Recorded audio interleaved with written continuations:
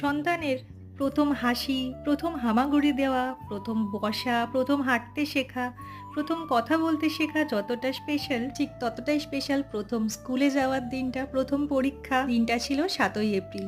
যেদিন আমার ছোট্ট গুডি যাচ্ছিল তার প্রথম পরীক্ষা দিতে। তাই এই মুহূর্তটা আমিও ক্যামেরা বন্দি করে রাখলাম।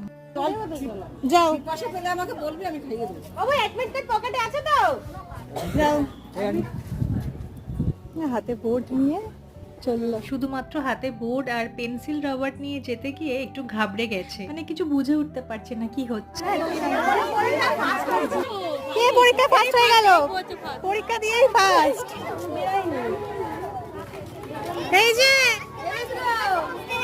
ভালো হয়েছে তো না? পরীক্ষাটা কেমন দিয়েছো তুমি? অনেক ভালো।